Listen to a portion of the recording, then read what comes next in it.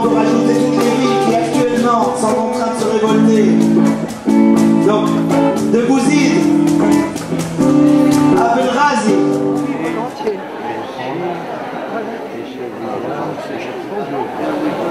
J'ai l'impression que ça a été bon. Ah oui, oui,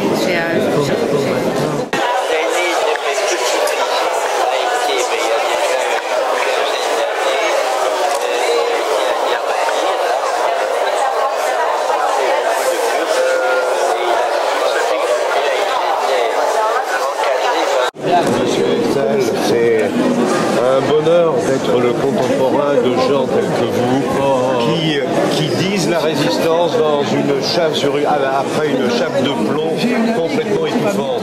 Et heureusement qu'au sud de la Méditerranée, on vous donne raison en ce moment. Voilà. Ça bouge. Ouais. Est-ce que même vous venez de quel pays? Ah ben moi je suis breton, hexagonal. Donc, explique ce que vous faites. On met en commun notre retraite du combattant, nous sommes anciens appelés en Algérie, pour des actions de paix et de développement.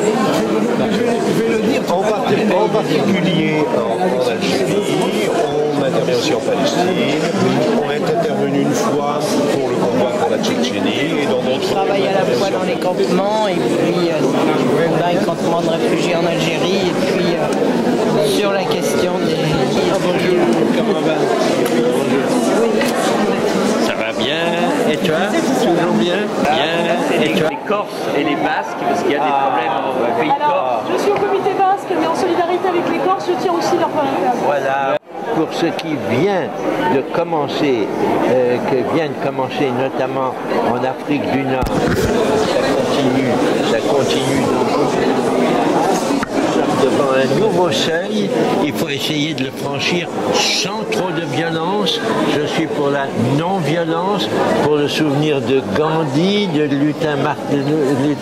Martin Luther King, et par conséquent, essayons d'éviter la violence, mais ayons de la fermeté pour obtenir les résultats. Je suis un ami personnel de sa fille, Mireille Fanon-Mendès, qui est quelqu'un que j'admire pour son courage et qui a beaucoup travaillé notamment en Palestine, où moi aussi je me suis engagé pour essayer de trouver enfin l'État dont le peuple palestinien a besoin. Voilà. Et je félicite les organisateurs de ce grand forum anticolonial. Ma génération a essayé de faire la décolonisation. On a réussi un certain nombre de choses nécessaires, mais il y a encore beaucoup à faire. Il faut continuer. Beaucoup travailler. La vie de Stéphane Hessel est un lien entre la résistance, la déclaration fondamentale des droits humains qu'il a coécrit, son action aujourd'hui pour la Palestine, qui est une terre colonisée, eh bien, il y a un lien, un fil rouge d'une certaine façon, qui s'exprime dans sa vie. Et c'est pour ça que je suis très heureux aujourd'hui que la Fondation Frantz Fanon remette ce prix à un homme de courage, un homme qui a toujours refusé l'indignité et qui vient d'ailleurs de l'écrire dans un petit ouvrage qui, d'après mes informations, a quelques succès. Merci Stéphane Hessel, et je vous donne à le remercier.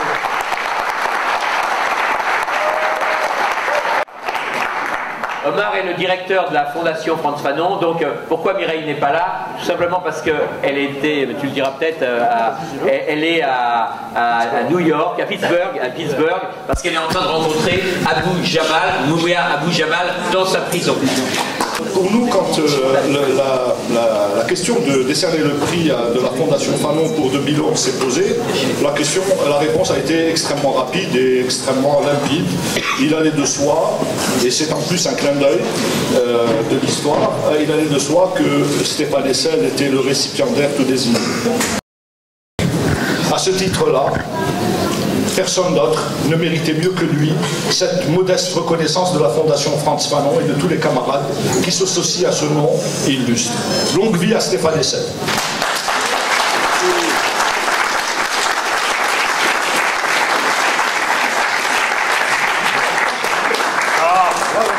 Voilà, regardez.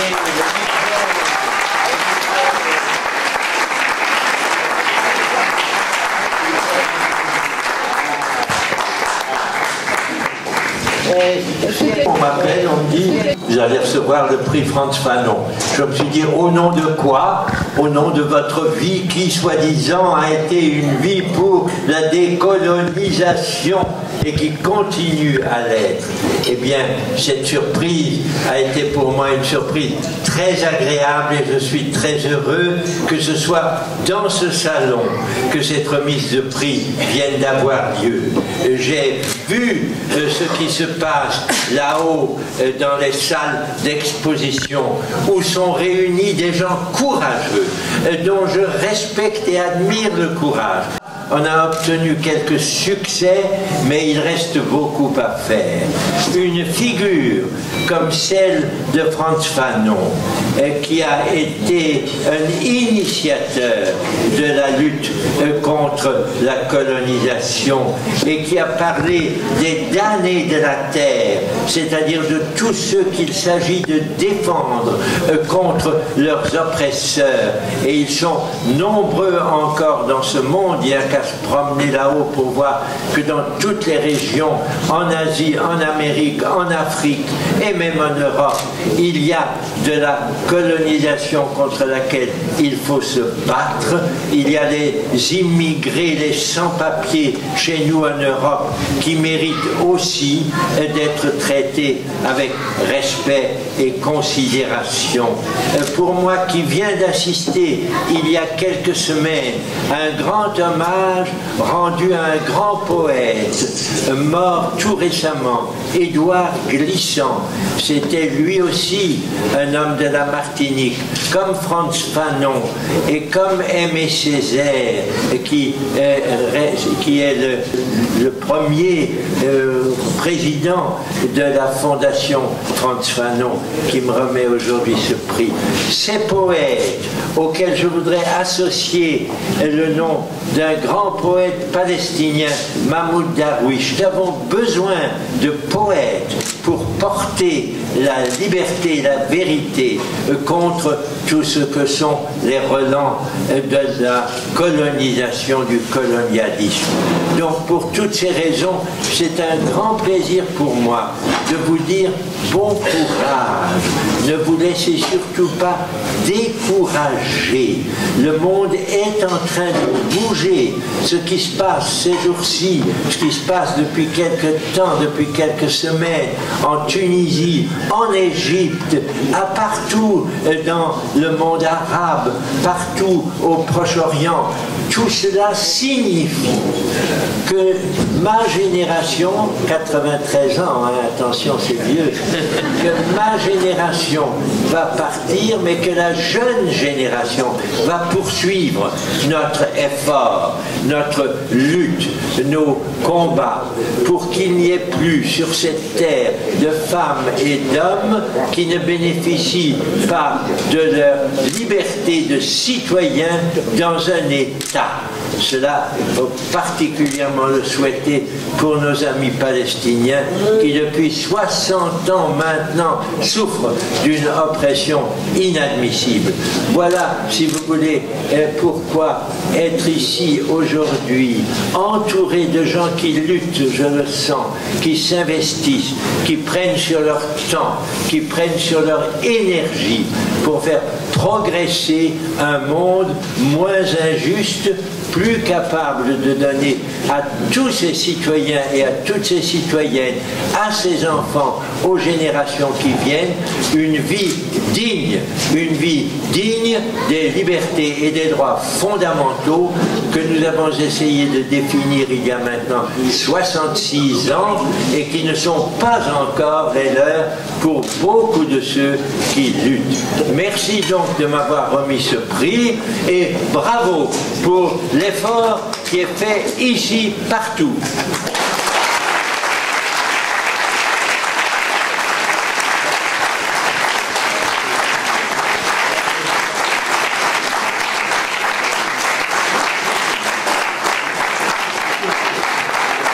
Elle est là.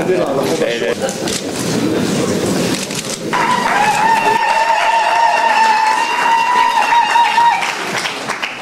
respecter ces valeurs qui sont universellement valables, les peuples du sud de la Méditerranée les ont ressentis comme quelque chose où leur engagement, leur indignation d'abord, leur engagement ensuite, pouvait conduire à des résultats indispensables aujourd'hui, plus de justice sociale et une vraie démocratie.